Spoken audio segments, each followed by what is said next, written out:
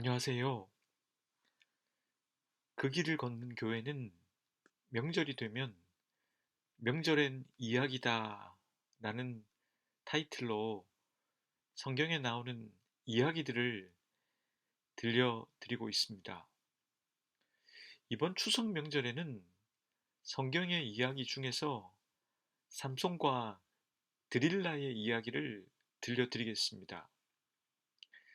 하나님께서 이스라엘을 다스릴 수 있도록 사사를 보내주셨던 사사시대의 이야기입니다. 삼손은 하나님께서 사사로 선택하신 사람이었습니다. 뿐만 아니라 하나님께 바친 사람, 이걸 나실인이라고 부르는데요. 나실인으로 살게 된 이 삼손은 하나님께서 주신 엄청난 힘을 갖고 있는 사람이었습니다. 그러나 삼손은 하나님을 인정하지 않았고 자기 마음대로 살았습니다. 하나님께서는 자기 마음대로 살아가는 삼손을 통해서도 블레셋이라고 하는 나라로부터 이스라엘이 구원받을 수 있도록 노력하셨습니다. 삼손은 블레셋 여자 드릴라에게 한눈에 반하고 말았습니다. 블레셋 사람들은 힘이 센 삼손을 도저히 이길 수 없다는 것을 알고는 드릴라에게 삼손의 힘이 어디서 나오는지 알아내주면 많은 돈을 주겠다고 약속합니다. 드릴라는 자신을 사랑하는 삼손에게 힘이 어디서 나오는지를 묻습니다. 삼손은 진짜를 말하지 않고 계속 가짜를 말합니다. 드릴라는 3번씩이나 속았습니다. 드릴라는 계속 삼손을 괴롭히며 이렇게 말합니다. 당신은 마음을 내게 털어놓지도 않으면서 어떻게 나를 사랑한다고 말할 수 있어요? 이렇게 3번씩이나 나를 놀렸고 그 엄청난 힘이 어디서 나오는지 나에게 말해주지 않았어요. 드릴라가 계속 졸라대니 어쩔 수 없이 삼손은 자신은 하나님께 바쳐진 나실인이기 때문에 머리칼을 삭도라고 하는 거는 뭐 지금으로 치면 가위나 칼이겠죠. 한 번도 머리칼을 자른 적이 없다고 말합니다. 그것을 자르면 힘이 빠질 것이라고 말했습니다. 삼손은 그 말을 해버림으로 머리털을 밀게 되었고 결국 힘이 없어졌습니다. 힘을 잃어버린 삼손을 블레셋 사람들은 결박하고 눈까지 빼버렸습니다. 그리고 삼손에게 그동안 당했던 것들을 복수했습니다. 그를 비웃으면서 연자맷돌을 돌리게 했습니다. 그러는 사이에 삼손의 머리털은 조금씩 자라기 시작했습니다. 삼손은 블레셋 사람들이 자신의 신인 다곤에게 신전에 모여서 제사를 드릴 때 하나님께 이렇게 기도합니다. 하나님, 나를 기억하여 주십시오. 하나님, 이번 한 번만 힘을 주십시오. 나의 2눈을 뽑은 블레셋 사람들에게 단번에 복수하게 해 주십시오. 이렇게 기도하고 삼손은 그가 결박되어 있는 그 2기둥을 힘으로 밀어냈습니다. 기둥이 무너지자 그 신전은 무너져 버리고 말았습니다. 거기에 있던 많은 블레셋의 지도자들과 사람들이 죽었습니다. 삼손도 그때 함께 죽었습니다.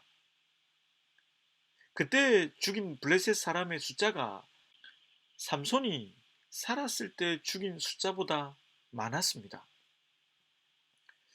이 이야기를 읽으면서 저는 삼손의 삶이 참 안타깝다는 생각이 들었습니다. 그는 분명 하나님께 엄청난 재능을 받은 사람입니다. 그는 살아있는 사자를 두 손으로 찢어 죽일 정도로 힘이 센 사람이었습니다. 블레셋 사람들은 힘으론 그를 도저히 이길 수 없었기 때문에 드릴라를 이용할 수밖에 없었습니다. 그는 엄청난 재능을 잘 사용하지 못했습니다. 그 재능을 주신 분이 누구인지, 왜 그와 같은 재능을 주셨는지, 그리고 무엇을 위해서 그 재능을 사용해야 하는지 알지 못했기 때문입니다. 그는 평생 그 재능을 예쁜 여자들을 차지하는데 사용했을 뿐입니다. 삼손도 드릴라에게 세 번씩이나 머리털에 대해서는 말하지 않고 가짜를 말했습니다.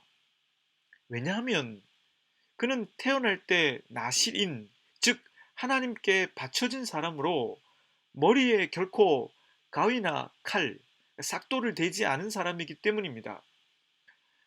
삼손이 집요하게 힘이 어디서 오는지 묻는 드릴라에게 세 번씩이나 진짜를 말할 수 없었던 것은 삼손도 그걸 말해선 안 된다는 걸 알고 있었기 때문입니다. 그러나 그는 그만 그걸 말하고 말았습니다. 이것은 뱀이 선악과를 먹으라고 유혹하는 것과 같습니다. 삼손의 머리털에 삭도를 대지 않은 것은 선악과를 먹지 않아야 한다는 것과 같습니다. 선악과는 에덴 동산에 있었던 아담과 하와와 하나님을 나누는 하나의 기준이었습니다. 마찬가지로 나실인으로서 머리털을 자르지 않는다는 것은 삼손이 하나님께 선택받은 사람임을 뜻하는 하나의 기준입니다.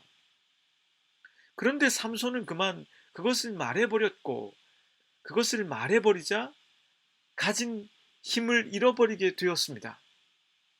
그는 힘뿐만 아니라 두 눈을 잃게 되었고, 그가 가진 거의 모든 것을 잃어버렸습니다. 그는 갇히게 되었고 블레셋 사람들에게 웃음거리가 되어버렸습니다. 바로 이때 성경에 이런 말씀이 나옵니다. 22절의 말씀입니다. 그의 머리털이 밀린 후에 다시 자라기 시작하니라. 저는 삼손의 머리털이 다시 자라기 시작했다는 이 말씀이 좋았습니다. 머리털은 늘 다시 자랍니다. 비록 그가 하나님과 자신의 약속을 스스로 깨버렸지만 하나님은 삼손을 기억하셨습니다. 다시 말씀드리지만 머리털은 언제나 늘 자랍니다. 마찬가지로 하나님은 늘 우리에게 새롭게 다시 시작할 수 있는 기회를 주십니다. 모든 것을 잃어버린 것 같고 별로 희망이 보이지 않고 눈에 보이는 그 순간이 다인 것 같아 보일 때에도 저와 여러분들의 머리털이 조금씩 자라나듯 하나님은 우리들에게 새로운 기회를 주고 계십니다. 하나님은 하나님 자신을 떠나버린 삼손의 마지막 기도에 응답해 주셨습니다. 삼손의 힘은 하나님과 바른 관계일 때에만 사용할 수 있는 힘이었습니다. 그가 머리털을 잘라버려서 더는 사용할 수 없었던 그 힘을 이제 다시 쓸 수 있게 되었습니다. 그가 하나님께 기도함으로 하나님과의 관계를 다시 회복했기 때문입니다. 그는 하나님이 주신 그 힘으로 최후의 일격을 가해서 블레셋 신전에 모인 블레셋의 지도자들과 사람들을 죽였습니다. 자신도 함께 죽었습니다. 삼손의 이 이야기를 생각해 보면서 이 말씀이 이런 말을 우리에게 걸어온다는 것을 생각해 보았습니다. 첫째, 제 아무리 뛰어난 재능을 갖고 있어도 그 재능을 주신 하나님과 바른 관계를 맺고 있지 않다면 그 재능을 제대로 쓸 수 없다는 것입니다. 둘째, 인간은 그 재능과 자기 힘을 정말 써야 할 곳이 아니라 엉뚱한 곳에 쓰기 쉽다는 말입니다. 셋째, 그러나 하나님은 그런 인간을 포기하지 않으십니다. 인간은 포기해도 하나님은 포기하지 않으십니다. 머리털이 다시 자라듯 우리들의 희망은 언제나 자라납니다. 긴 연휴 기간 여러분들이 머리털에 삭도를 대고 있는 것은 아닌가 한번 진지하게 생각해 보시길 바랍니다.